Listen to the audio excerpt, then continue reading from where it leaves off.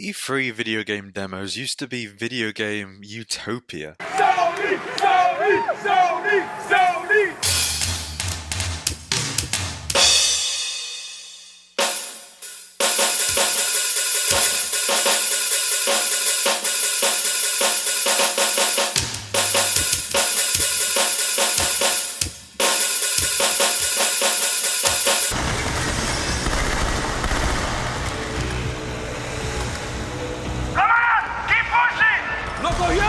He's coming down! See, I love gaming. And every one of those suns has its own solar system with planet-sized planets orbiting around it. Those have life, ecology.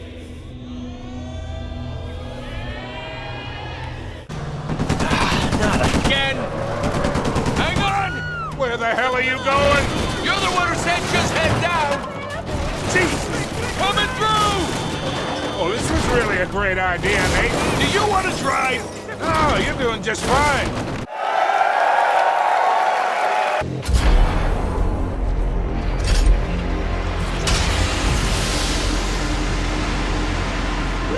Warning, BFG 10,000 is firing.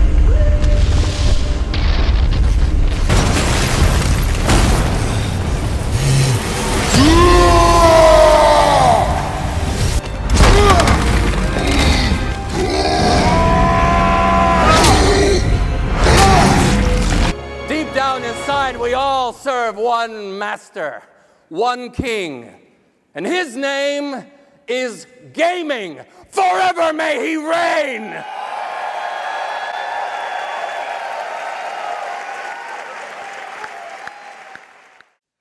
They weren't just your average gameplay trailer, for many reasons. They were the primary spectacle of E3 conferences, sleek demonstrations of the newest and brightest projects gaming had to offer, often played live for an audience. These things were essentially products of their own, in-engine movies prototyped and sequenced precisely to look so good that they shocked viewers. Most of the time they were used as a kind of first-look premiere that began a game's hype cycle, which made them tensely exciting. Boy! No, this has got to work more. Lightning. This has got to work more. This has got to work more. Then show me what you know. Oh my God.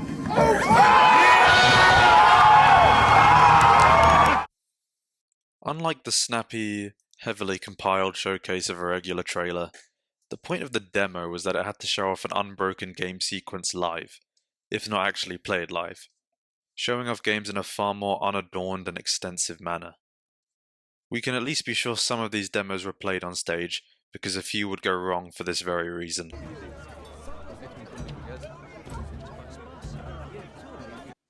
Gamers could expect to see novel, uninterrupted gameplay that was supposed to represent the final game product. It was the best possible first-hand account of what upcoming games actually were, and how they played. With all that said, they came to represent a kind of zenith for what the future of gaming could look like any given year, at its most majestic. Experiencing this kind of advertisement at the forefront of new, conference-driven hype was a standout experience for many consumers, especially the most impressionable. It also befitted developers to design such an encouraging snapshot of what their finished game should look like, and to carry as much initial enthusiasm as possible for their ambitious project. But demos also acted as an insidious mark on an industry that was increasingly glutted. It became almost invariable, due to the tightening standards of the industry, that developers would irresponsibly present vivid game features and dynamics that were impossible to transfer to the actual games. These trends were naive at best and scummy at worst. Even if we ignored the misleadingly scripted nature of these videos, they were more often than not flushed with a level of detail and gameplay possibility that would be too taxing when attempted across the whole game. As Patrick Klepek of Kotaku puts it, quote, "Planning is integral to the overall process because demos, E3 or otherwise, are not simply levels plucked out of the main game. E3 demos have to represent what the game will eventually look like, not what it looks like right now. These games aren't done yet. And so games at E3 are forced to balance between ambition, promise, and reality at the same time." End quote. and balanced it was not.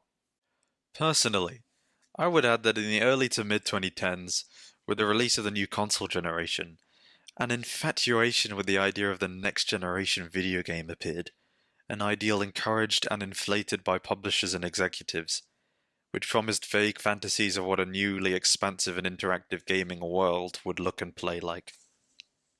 From the start, the true purpose of demos was to present a wildly imaginative, flawlessly presentable and bespoke vision of upcoming games, because idealism and perfection will always sell more than the honest truth. Games like Watchdogs or Anthem are now notorious for how outrageously their demos and developer insights lied and overpromised, giving rise to releases that were so palpably disappointing that they instantly killed dedicated interest for those games.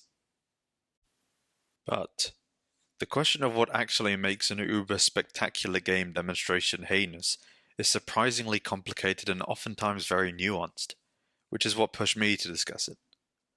Because when players realize their hype for a boundary-pushing game has been betrayed, they don't just rage against lying game studios, or collaborate to run the game's reputation into the ground. They mourn the false game that could have been, the whole glorious game which the demo's vertical slice tease is designed to suggest. Despite everything, bullshit demos were basically as entertaining as cinema, but they were uniquely enjoyable for the wider experience they suggested, beyond the limits of the video. What really interests me is that even the more genuine, close-to-reality demos cast similar illusions, only using more subtle and acceptable false promises. So what exactly connects this collective imagination of the more glorious game world, and how was this imagination exploited by basically everyone back in the day? I'm going to look closely at some examples to find out. I'll talk more on general trends at the end.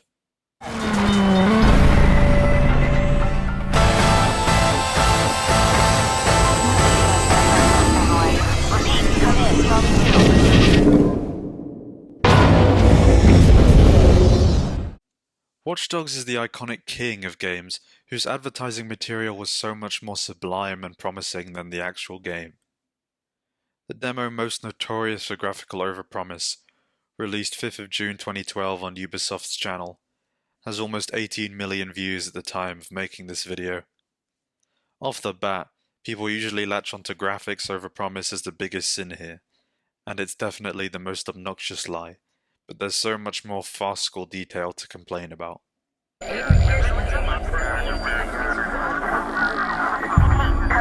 You're a liar. I know the truth. I know how you think. I see the digital shadow you cast. I'm going to find you and expose you to the world. The opening cinematic incisively portrays the mood of the game world, and I'd say it's a cut above most of the game's presentation, but at least it's perfectly feasible.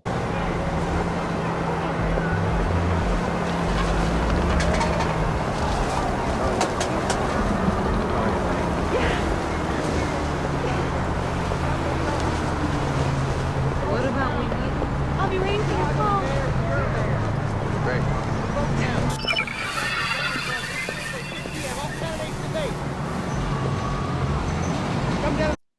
Once the gameplay starts, it's immediately draped in fantasy.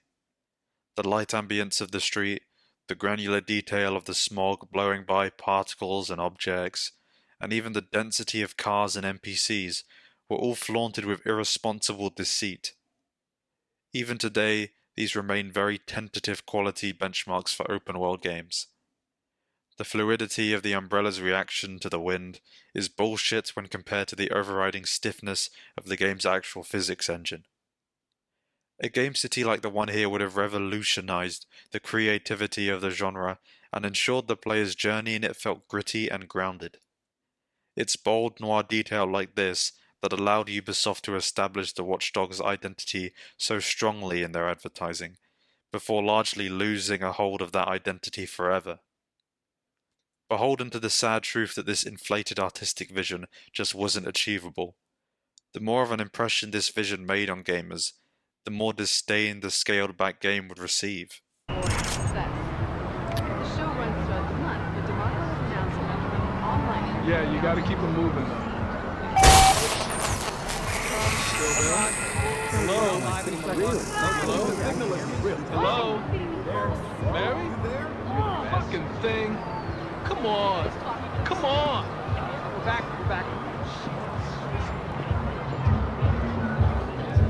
Hi, I'm Justin Marco.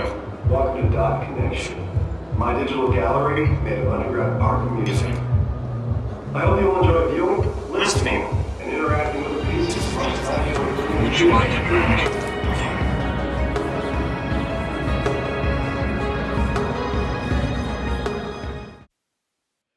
As Aiden's objectives are hidden, the linearity of how he must approach this mission is also hidden.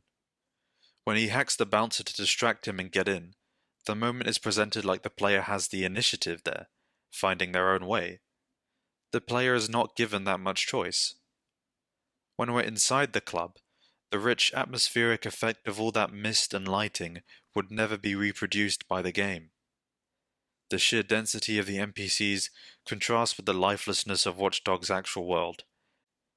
That density has a double promotional effect here, because it enables the demo to show off one of the game's gimmicks, the profiling ability, with untypical glory.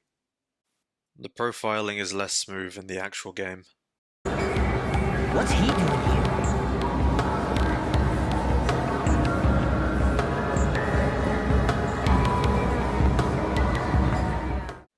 This cutscene transition might seem like just a tidbit, but it's actually a pretty big deception device demos use 100% of the time when they can.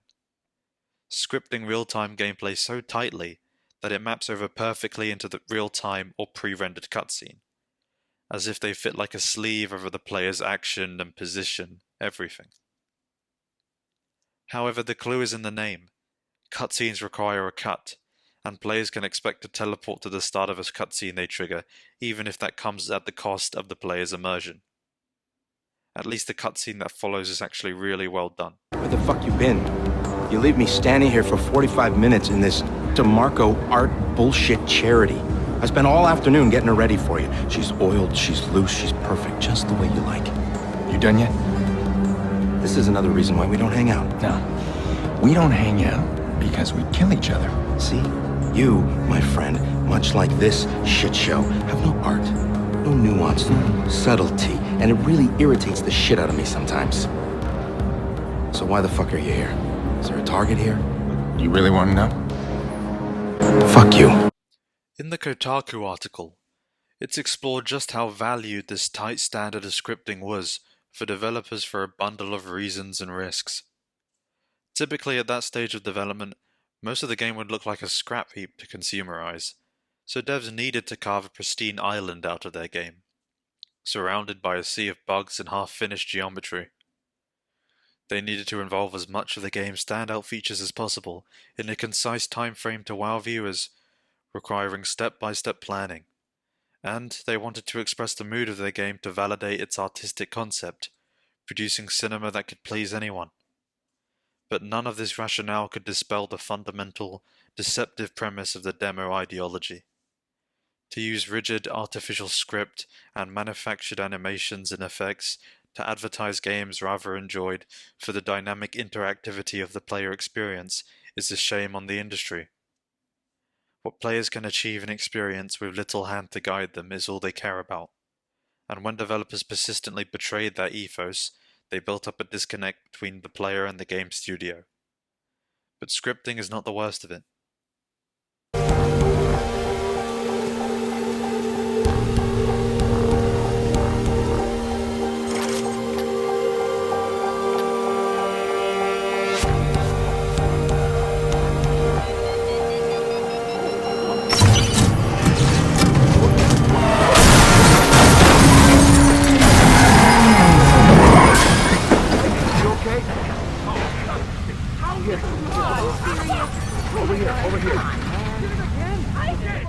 This scene is just lies layered on top of lies, and one of the flashiest complex of promises gamers had ever seen.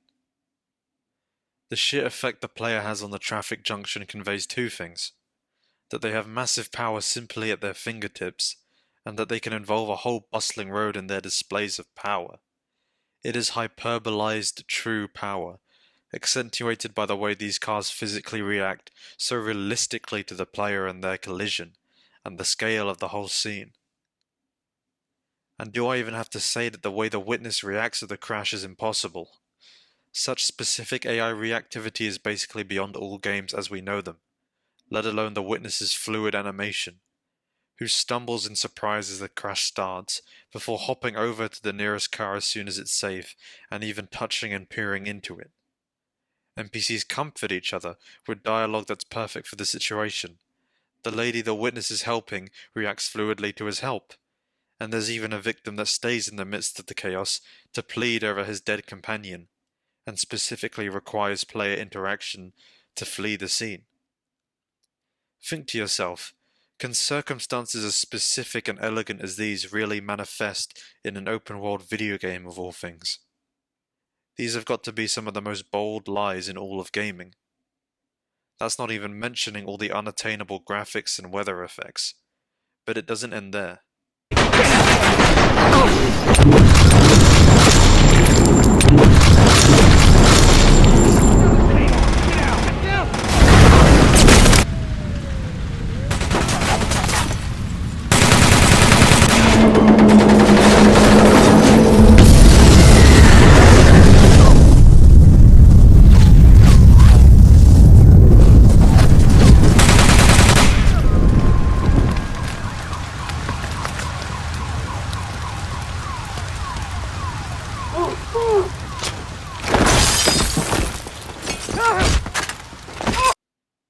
The following slow-mo shootout looks leagues better than anything similar in the final release, as do the gunfire and death animations.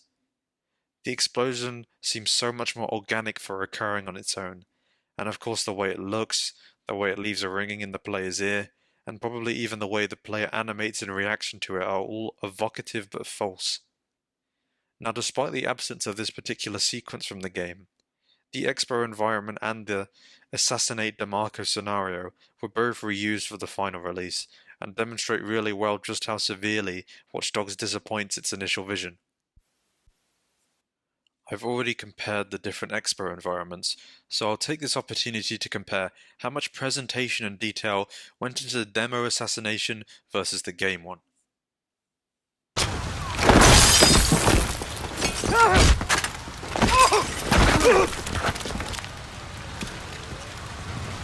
Joseph DeMarco. This is suicide. You understand that? You kill me, and you'll open a door you'll never close. You know what? You're gonna deliver a message for me. Yeah, sure. No, no way!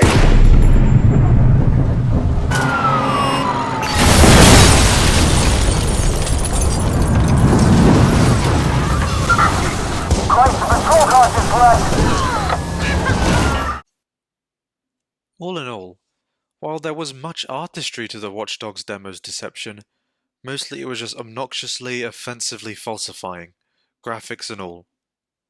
The sweeter the lie, the harder it is to stomach. In the era of the new console generation, and all the collective consumer enthusiasm that entailed, Ubisoft needed their next-generation game, and it only takes a quick look at YouTube comments across their advertising campaign to be reminded just how important this new fantasy was to passionate gamers.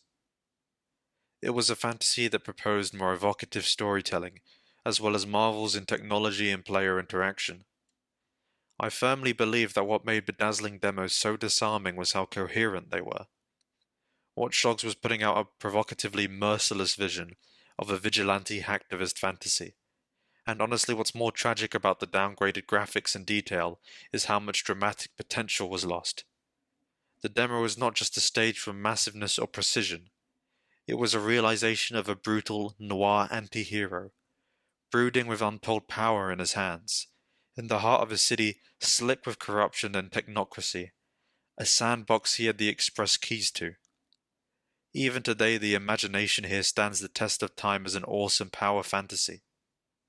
Just as developers knew what we wanted even when we didn't, they also knew how to play us. Who were we to argue with a dream? But as soon as they swapped out the rich black of their advertising for a dull grey, they had crushed that dream. Next Gen Mania established that there was a new gaming cool, a standard of thematically enhanced storytelling and design that we all wanted to see manifested through new hardware. The exploitation of that complex desire would only continue. See? You, my friend, much like this shit show, have no art, no nuance, no subtlety, and it really irritates the shit out of me sometimes.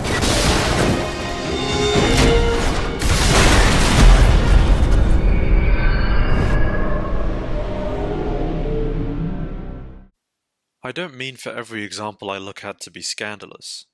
On the contrary, some instances of demo falsehoods are less harmful and far more reasonable when compared to more notorious examples.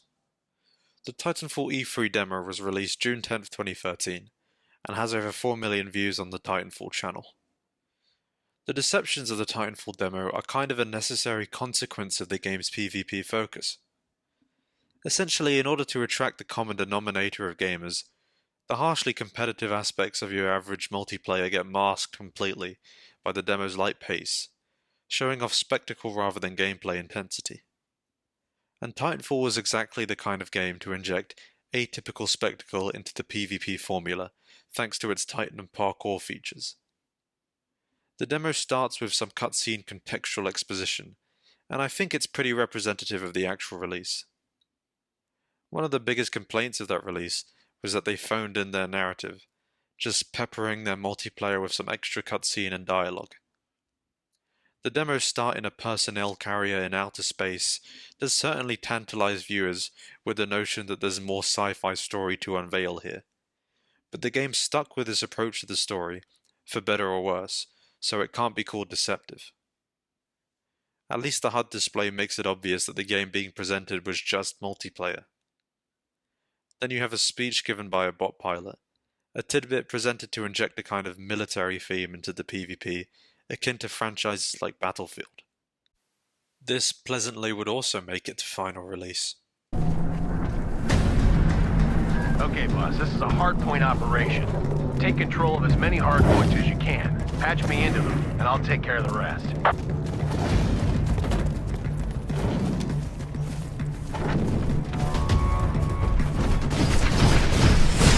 Hey, your Titan will be ready in 60 seconds.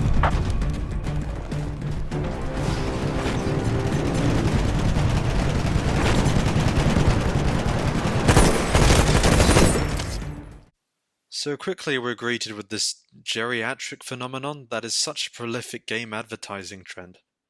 The demonstrator begins to sway his vision moronically here and there to capture as many game details for viewers as possible, no matter how urgent the situation is. Honestly, I don't know why this stuff didn't get memed on more, but it's funny to look back on it and understand. I would immediately like to appreciate this demo, however, for showing off visuals and vividness to the map design that would make it to the final game. This is what the Titanfall demo presents that is truly unattainable. A method of play where gamers just jaunt around and leer at each other before finally deciding to shoot the funny gun at the funny enemy team. The Titans stand mindlessly firing at each other with no effect, but it looks cool, and an extra stream of gunfire would ruin the aesthetic. The mech is required to stand stupidly still in order to give the military impression that it's holding ground as missiles fly by. If you look at the minimap, you can see the friendly Titan who gave the speech is just as retarded.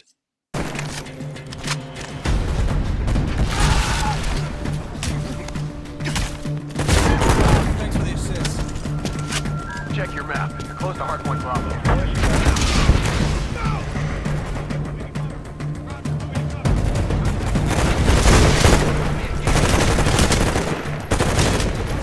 Hey, your Titan's good to go. Call it when ready. This is the Red Eye. We're taking a lot of flak.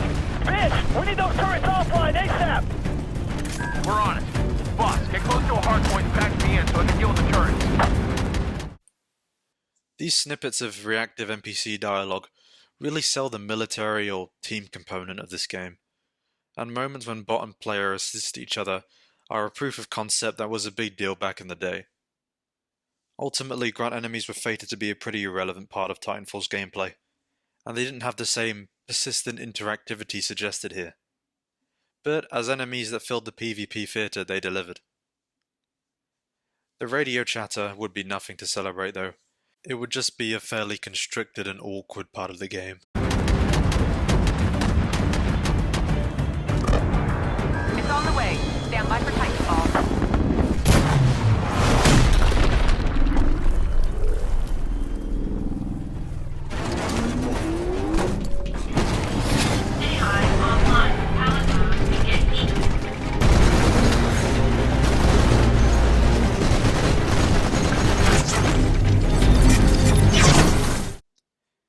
The eponymous moment of Titanfall is made to feel like a part of the environment, with how the camera work suggests launch from the ship. A fine trick when pulled by a movie, but a misleading one when advertised as representative fact by a game studio.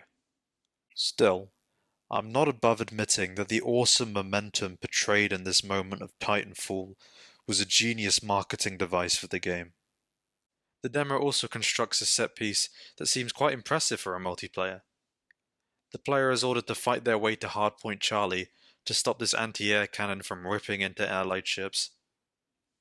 But really this situation adds no stakes whatsoever, it's just trumped up by dialogue for more military fantasy. To be fair, the following sequence is a pretty damn honest representation of the game's most exciting mode of combat, but with enough melodramatic spraying and whiffing to dress itself as a cool action movie.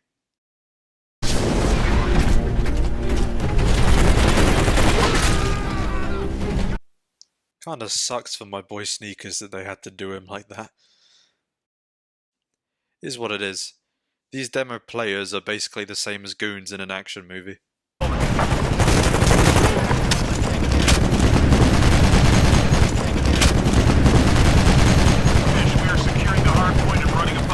Good aim. Clean clip. Really happy to see it. Chad, what do we say? 6 out of 10? Overall, this trailer does actually hold up damn well as an exhibition of the game. The extra narrative fluff is misleading, but the primary deception is the geriatric style in which the demo is scripted. At least it doesn't enter realms of delusion and vague appeasement like other demos. Speaking of...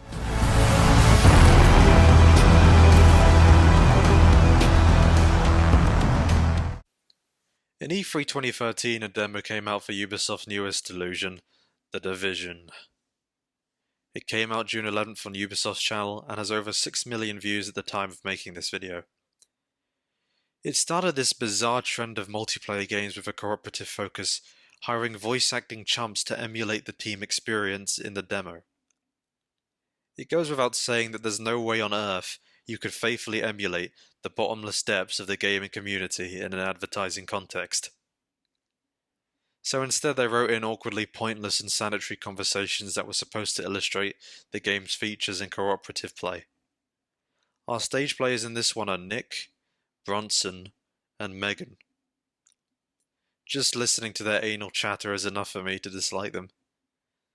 While more cringe than seriously misleading, they present a shared delusion that gamers operate in some kind of utopia with each other, their parties lacking any weak links, frustration, or plain old mutual apathy. Anyway, in terms of the actual gameplay, the problems are massive.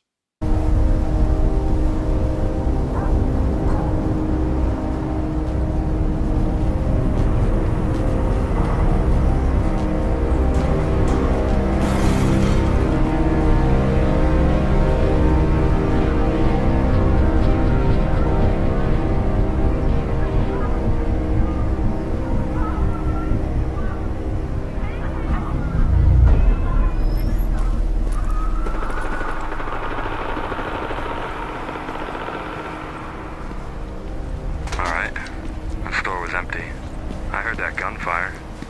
Nick, check your map, see if there's anything in the area.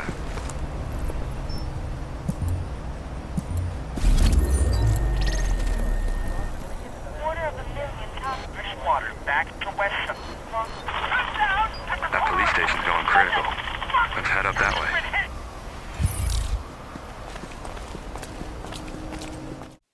This demo starts strong, too strong, exhibiting a beautiful, post-apocalyptic urban landscape that humiliates anything that made it to the actual game. It's the exact same beautiful lighting contrast that cursed Watchdogs' advertising campaign. Quickly the game shows off the most naively ambitious HUD display features you've ever seen. These holograms appear in the environment, seemingly eliminating the need for menus, and the map is a sprawling visual and audio account of the game world, complete with radio transmissions. Disappointment comes easy. Then, in an immediately annoying gesture of retardation, Nick and his mate start a brisk stroll through the remains of New York, as if they don't have anywhere to be. Could check that out. I think we should come back later. I think we should go to the police station first.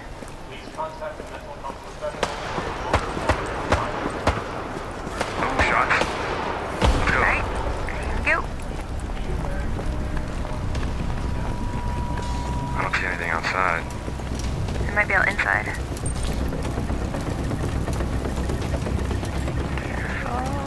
Alright, let's check this out. Yeah. The thematic dissonance of what Ubisoft is trying to present here is insane. On the one hand, you've got bodies littering the apocalyptic floor, and there's even a feature to check their cause of death. That feature obviously didn't make it.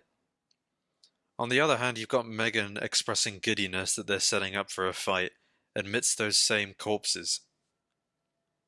Ubisoft, are you conveying the self-serious elements of your game world, or the euphoria of this retardedly utopian gamer group? You can't do both. Someone take me out with head trauma. I'm gonna pull him out. Are you guys ready? Yeah, I'm good. Let's do it. Alright, I'm coming out. Got one. Two on the left, one on the right. Okay, two more on the right. Oh yeah, see him. Okay, so why the fuck is Nick not talking? Bro thinks he has main character privileges. Also, for enemies that are at a level of world exploration only, they would never be able to act this robustly in reaction to the players, running out all at once. No, please, continue just leering at the enemies I want to see you shoot at, so you can show off the animations more. This is cinema, guys! Shot. Nice shot. Okay, on the right, there he is. Yeah, I got it. Easy, okay. Oh, there goes the turret. Oh. This moment is used to show off a lot of extra perfectionist detail, like how the cars react to the player and gunfire, which again is the exact kind of glittery detail that doesn't make it to final release. In terms of the player conversation, keep in mind literally none of this excitement makes sense, considering how underwhelming the combat encounter really is. The geriatric, no-stakes struggle against dull mob enemies just acts as an olive branch for the most pathetically casual gamers. Hey guys, what's up? Hey. Oh, what's up, Chris? Welcome to the battle, dude. Alright, group buff coming your way. Good, thanks. Nice. Hold on, Ooh, I'm getting shot at now. Yeah, go around the back. Alright, moving.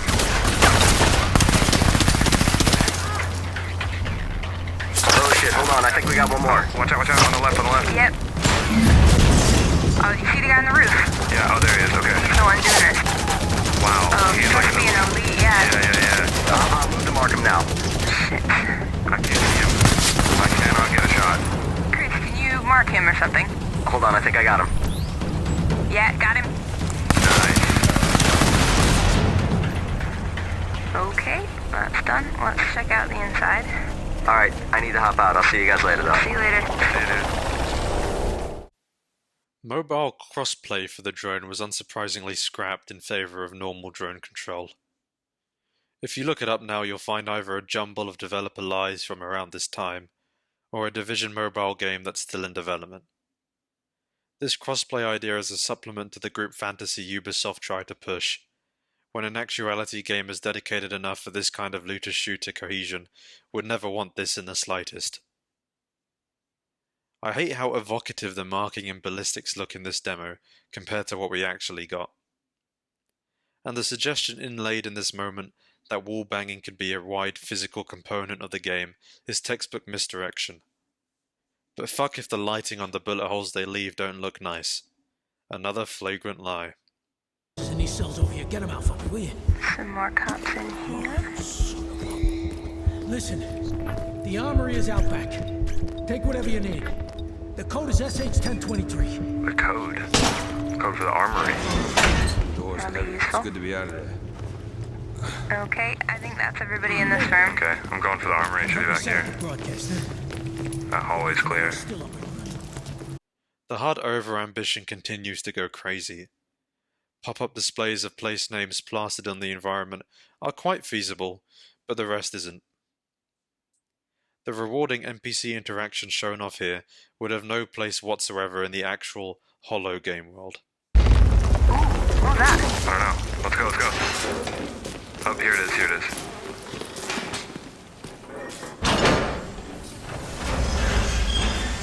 Alright. Nice. Jackpot. You gonna get the box? Nope, that's next.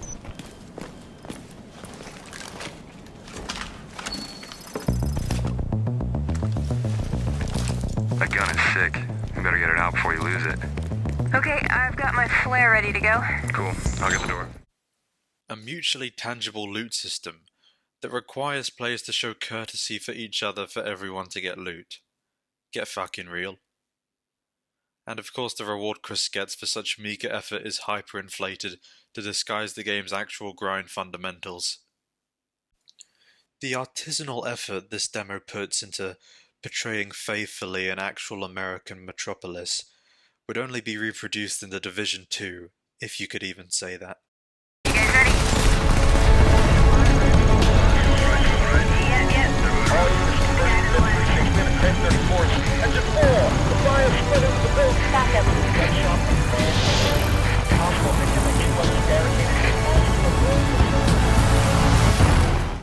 I don't even think this ending sequence is supposed to be taken seriously as a part of the game.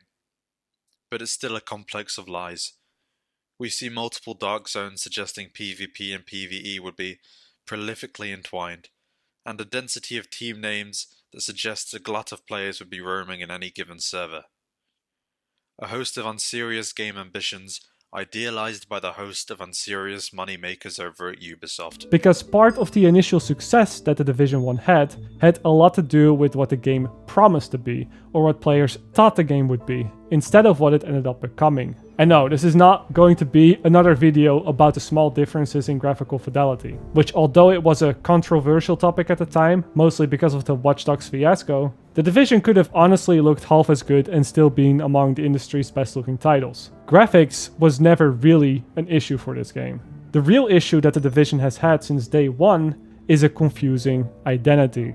Open world, always online, role-playing game, looter, shooter, looter-shooter, cover-based shooter, action-adventure game, a live service game. All of these terms are used by either massive studios, Ubisoft, or the press to describe what the game was at different stages of development.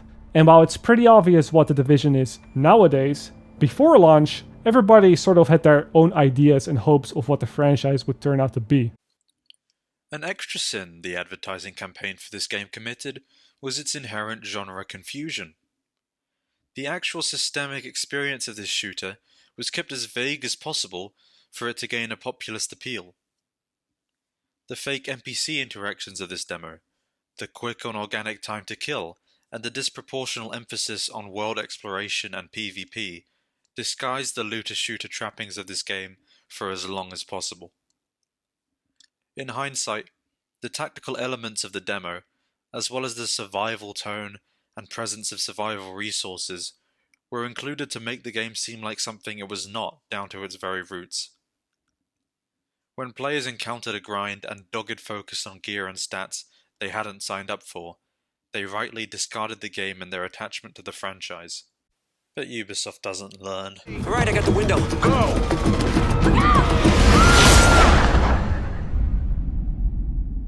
Ubisoft's next stab at using the demo space to orchestrate an epic gaming moment using voice actors is even worse. I'm talking about the Rainbow Six Siege demo. Came out E3 2014, June 9th. It has over 10 million views on Ubisoft's channel at the time of making this video. While the disparity between the demo and the game caused little outrage in this case, and the game continues to please an avid fanbase even to this day with tactical gameplay, that disparity is pronounced and shameless due to how Ubisoft approached the demo. Alright, team, here we go. Havoc likes to roam rats. Be careful, alright? I will.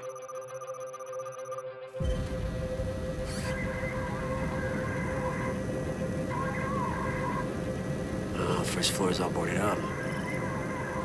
Yeah, we faced these guys before. They saw me, drone's out. Okay, I say we breach the garage. No, I'd rather not. I mean, they always defend it with a shitload of booby traps. I say we drop in the roof and breach the 3 second-floor windows. We all come in at once.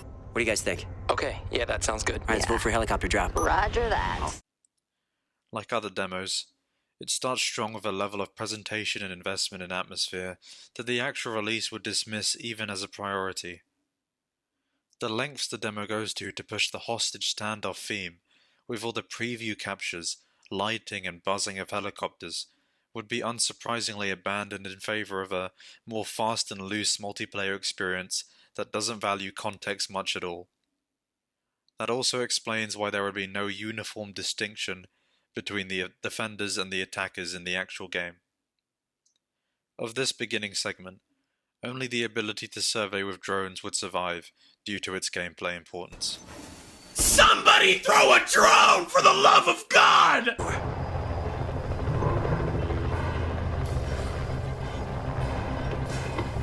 Got one that just passed me. It looks like we got 3 more in the hallway. They're reinforcing the kids' room, north wall. Right there, they're blocking the master bedroom. I got one ground level. Looks like he's blocking the main entrance. Oh, I see the hostage. She's in the kids' room.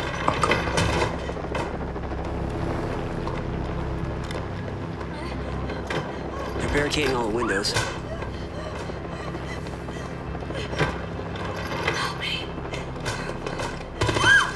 Ah, shit. It becomes quickly obvious the VA chatter was written carelessly. My brother, who wants to know where your drone is, and what kind of a call-out is, there's a guy passing me? The enemy players all seem to be lobotomized, given their lack of environmental awareness, just letting Dante's drone pass underfoot. This neatly hyperbolizes one of the game's fantasies, that you can tactically survey the enemy completely unbeknownst to them, to orchestrate the perfect surprise attack. But there's a limit to how much autism these demos can sensibly contain. This hostage is a lie. Her implied reactivity is off the fucking charts compared to what's possible, reacting with fluid animations to basically every sensation around her, her captors and even the drone. She even calls out an enemy position later. The hostage the game got is a fucking potato in comparison.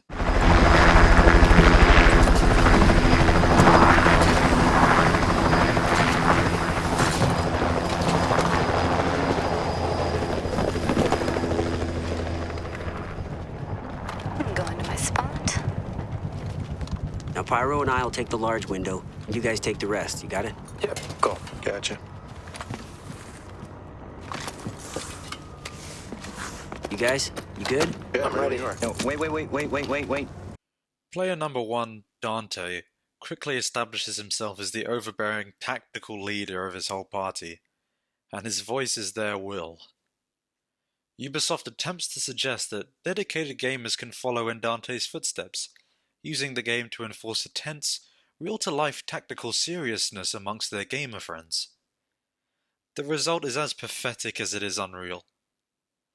At least in the last demo they tried to demonstrate the casual, comfortable play of their fake gamer group, to emphasize the seamlessness of that game. There were many odd Marvel-level mannerisms and fake joy, but even if they failed, they were at least trying to present something relatable. In their efforts to emphasize the tactical innovation of this new game, they gave their characters an unbelievably, gratingly serious and desperate relationship. They talk as if they're in-game, at the beck and call of their cum-guzzling leader who talks to them like he's the protagonist. I realized I wasn't working for you. We've both been working for me. I'm the protagonist. 1, 2, 3! Good job, guys. Yeah. All right, I'll get her. Okay. Wait, shit, the wall! The wall! Covering. Revive me. I got you. They carefully orchestrated this attack sequence to show a method of simultaneous planning and infiltration that gamers had never seen before. The helicopter drop-off is bullshit, and so is Dante's random control of his whole team, but it's cool that Ubisoft promised a SWAT fantasy we collectively value, and at least delivered in terms of gameplay. Unfortunate then, that all the impressive particularities of the granular detail of the entry explosions, or the death animation of the enemy shot against that object, were part of the same deep overpromise. The obvious contrivances of how this demo is scripted begin now. Why on earth did the defenders leave their objective undefended except for one bloke? Ubisoft's efforts to draw out the tension and spectacle of this demo makes it a thoroughly bastardized representation of the actual game's pace. And of course the cinema wouldn't be complete without the most geriatric standard of shooting you have ever seen.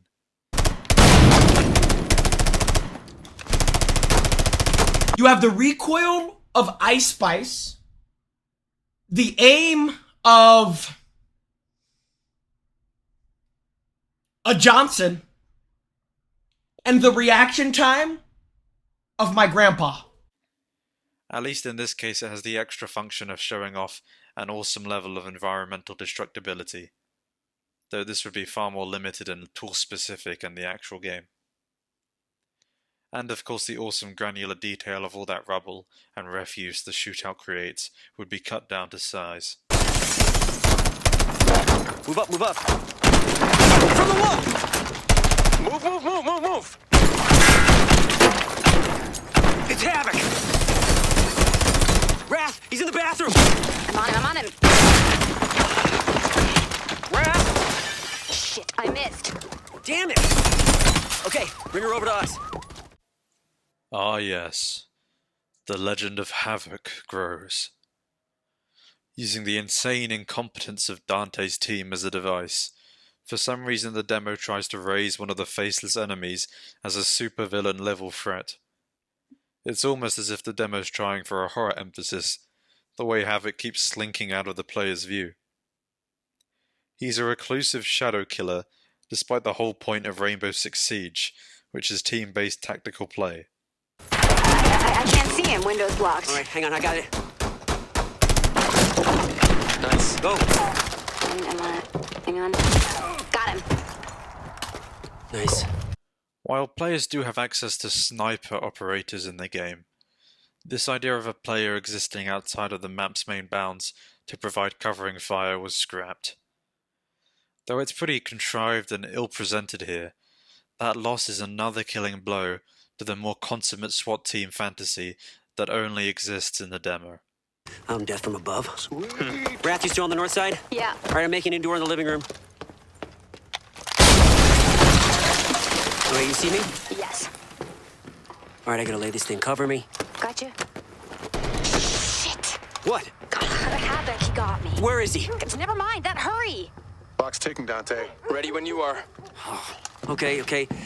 I'm gonna breach the ceiling. Just wait for my go. Got it. Come on, Dante. Breaching. Okay, go, breach! All right. Got him. Cool. The bloom and smoke of the explosion, the enemy reaction and death animations, that extra fire alarm detail, the sheer concentration of the smoky refuse. It was all merely a dream. Everything's blocked. Clear one out. All right, I'm taking out the main entrance. Oh my God. Go, Havoc! Kitchen! Where? Right there! No, we got this. Get her out. I got him! Keep it moving. Shit, I'm dead. Window upstairs, go. Whoa, wait! She's down! I have to revive her! Cover me! I got you. Get out of here. Alright. I'm serious. I'm being lit up here, Lynch. Shit. He got me. Alright, I got the window. Go.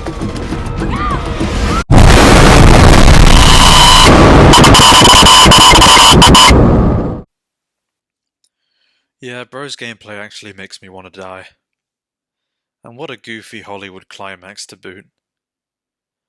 All in all, while the actual game would be a valued addition to the multiplayer space due to following through on its tactical essentials, the more thematic, stunning and situationally authentic game advertised in the demo has yet to be released. The "Hello fellow kids" wave of voice acting had reached its ugly zenith.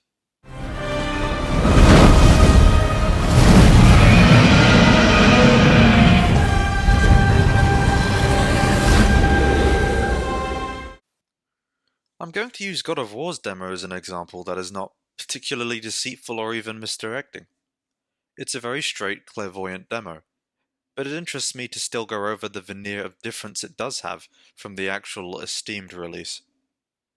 There are still a host of microscopic fantasies and game world elements that were lost in translation, not to mention all the special cinematic effort that made people's first impressions of the surprise reboot.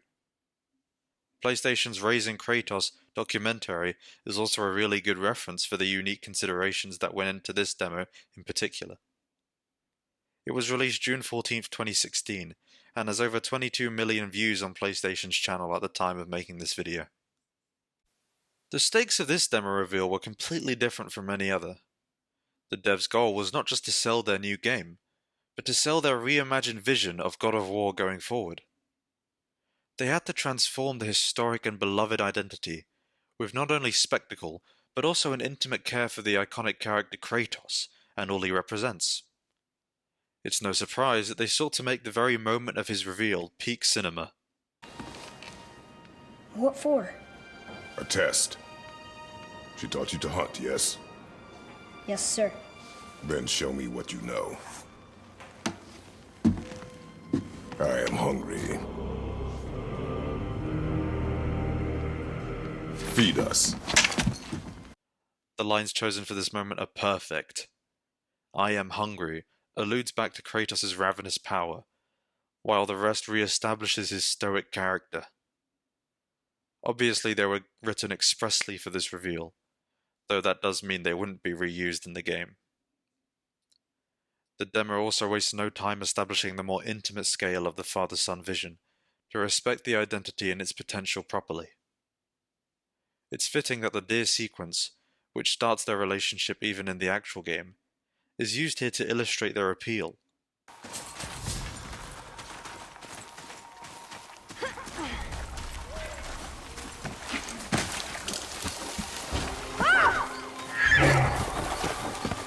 Found it! Slow down, boy. Sorry. You must think. Do not simply react. Be calm and plan. It's just, I'm not used to hunting. Even within the full experience, I'd say this part stands as the purest example of how their bond develops, in a more relatable and comfortable context compared to the scouring journey that follows. So viewers of the demo might have been misled into thinking the new game would be like this to a fault. And this scene where the trees randomly light up to give as much shine as possible to the demo misrepresents the typical standards of the game's visuals.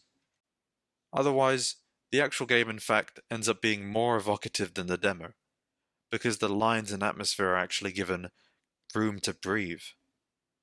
Graphics and attention to detail are basically on par.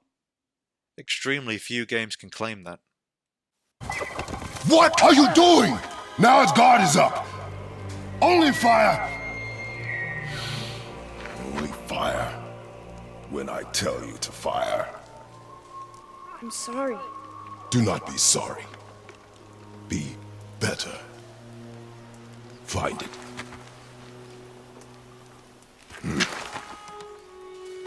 Find it. I really like the attention to detail here. The way Kratos' rage meter fills up due to Atreus' actions rather than within combat. I wish they kept that in the actual game. Still, it's impressive that they nailed both their characters and their voice acting so early in development. My bow! No! You are not ready! Stay back!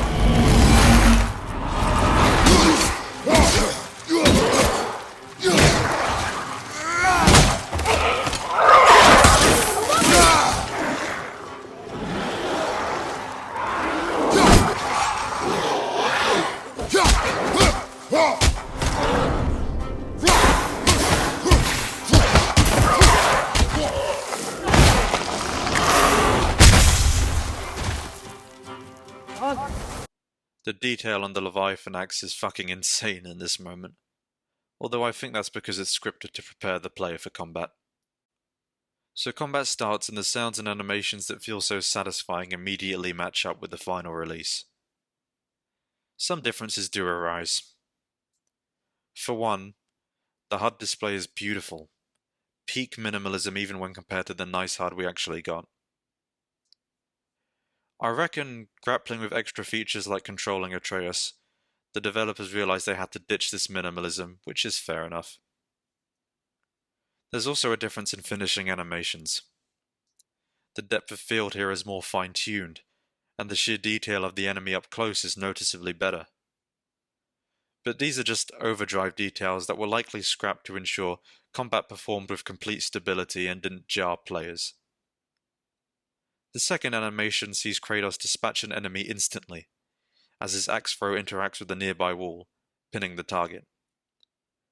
The third animation is really ambitious and exciting in just how much punishment Kratos deals out, and it also interacts with the nearby wall. It's basically fan service. These are lies. Besides bouncing enemies off walls, in the actual game Kratos can't use them like this, and for any enemy type he only has a couple curt killing animations. But while it's a shame we lost this environmental combat, the combat systems that remained kept the whole power fantasy of this axe and unarmed combat alive and well. Notice that the enemies are dismantled by Kratos with a satisfying speed befitting an easy mode, as the demo illustrates the liberating power of the combat over its potential challenge. Again, aspects of safety and story mode spectacle like this are the most generally appealing in advertisement.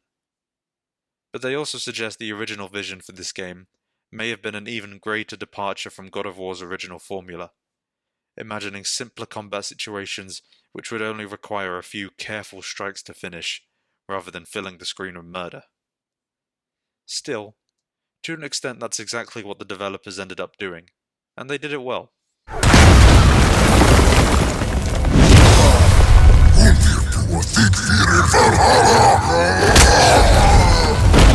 Here's your chance. Show me already. Yes, sir!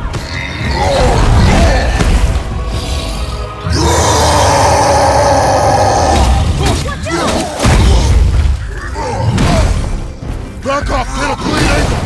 And space your shots. I will draw it to me.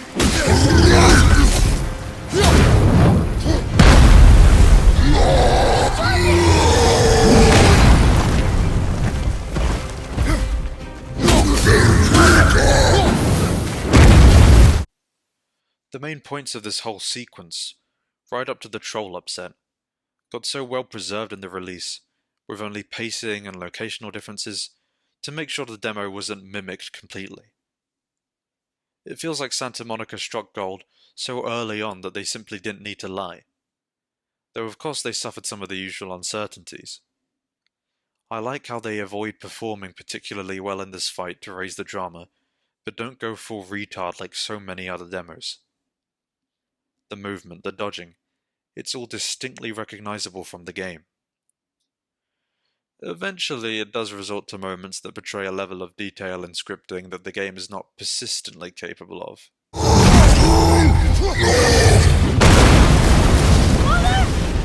It is time! I will bring it down! You will kill it!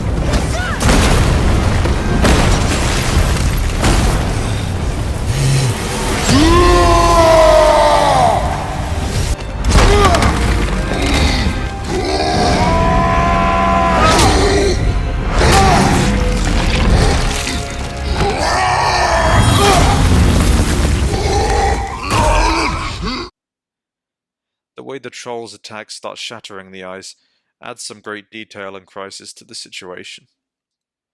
I also want to mention, the walking around they do to find the right position to activate Spartan Rage is an embarrassing moment of scripting. Then the troll goes down far quicker than normal, as soon as it suffers Kratos' rage. But not only is all of this presented pretty obviously as a limited action, There are also countless similar experiences throughout the game, including an equally climactic introduction to Spartan Rage. After noting the faithfulness of this demo, I can't help but think more game studios need to copy their own homework, rather than feeding it to their dog. The creative theme needs to be preserved.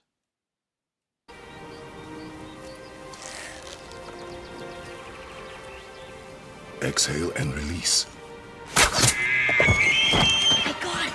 Good.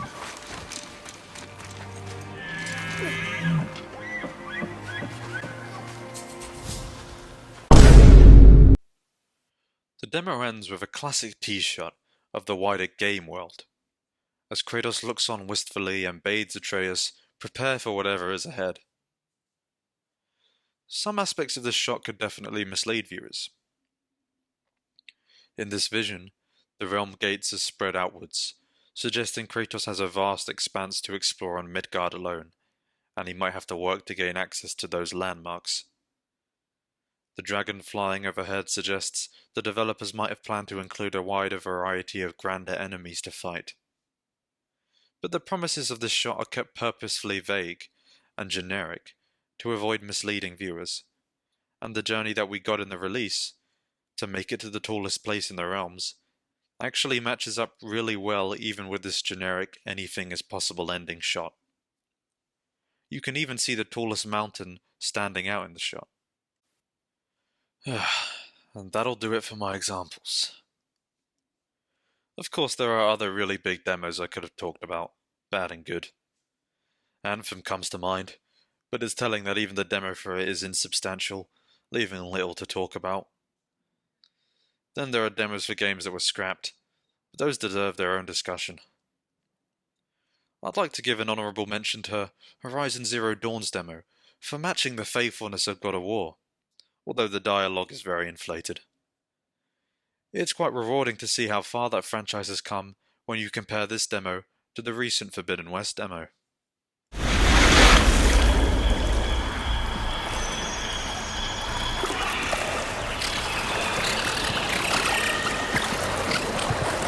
Machines. Better go under.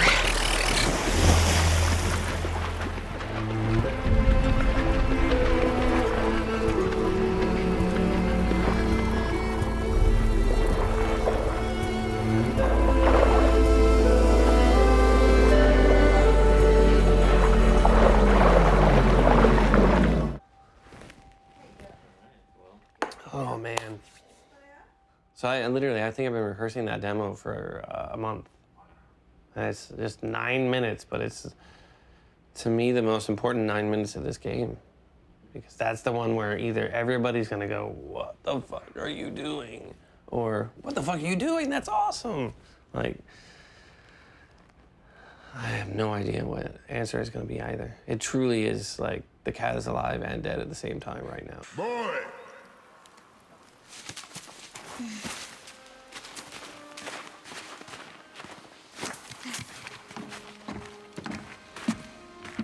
Your mother's knife.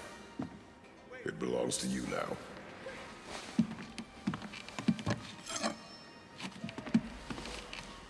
Will Corey hit it? Will he get the mantle? Will the sun move the way we want him to move? My gut is telling me what we did on E3 doesn't scale, right? We took so much time out of the project to make that awesome. That doesn't scale to a full-sized game. It took a year and a half to get there, and now we have a year and a half left, essentially, and we have like 30 hours to make, and you're kind of scratching your head like, how is that humanly possible? Probably the most challenging thing is just people love this character so much, and there is a lot of pressure to make sure that those people feel like we're doing that character who's so important to them justice, while still evolving him, because he couldn't stay in the one place that he was. So is it the deviousness of developers after all that made game demos so often misleading? I've used a lot of negative language, but to say that much is unfair. Game studios face pressure to come together to make these alphas a spectacle in their own right. From visual design to the role of the demonstrator himself, it was demanded focus be diverted to demo these big AAA games in order to justify the size of their brand and their place in the E3 event. The ambition to scale these glorious demos to full game size was likely delusional or disingenuous in various places across this era of gaming.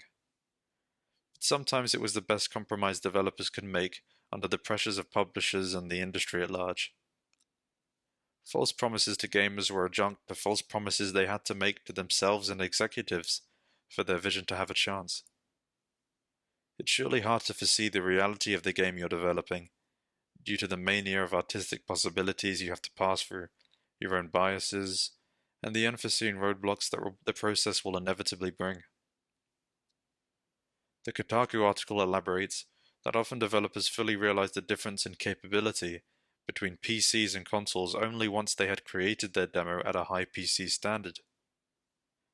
Technically, they might be capable of more, but console memory couldn't handle it. I think gamers should always appreciate that developers suffer from the woes of the industry as much or more than anyone else. They're caught in the middle. And it would seem the E3 demo is in the grave anyway. The decline of E3 and other conventions and the rise of first-party online conferences has marginalized the peculiar hype and mystique surrounding demos. The pandemic swept E3 from under its feet, proving to PlayStation, Xbox, and others that not only was the Nintendo reveal format legitimate for themselves, but also more beneficial than ever due to the long-term effects of the pandemic and the potential of a more curated advertising space. Demos were special, but always replaceable by basic trailer advertising. They made these events, but without the collectivized magic of E3 built on first-party interest, the demo trend has dried up at its source. It's telling that all the most memorable demos were premiered at E3, and attached to the spirit of E3. But don't get me wrong, the decline of the demo is not necessarily because of the sudden decline of conventions. It's possible that the standards of the industry have gotten so tight now that the inherent risk of the demo just isn't worth it. Klepik's article reveals all the way back in 2014 the demo had its strong detractors, who disdained either the hardcore backlash that overly generic demos could attract, or the sheer burden of a demo's creation. It might be saddening, say, to compare the advertising approach of God of War 5 to 4. But Ragnarok is the bigger game, the more splendid game in terms of sheer detail at least, and it's more than likely that the lack of a Ragnarok demo was appreciated by the developers for the time and resources it spared. And back in 2019, Jeremy Peel of VG247 argued demos were already falling out of fashion because of their hurt.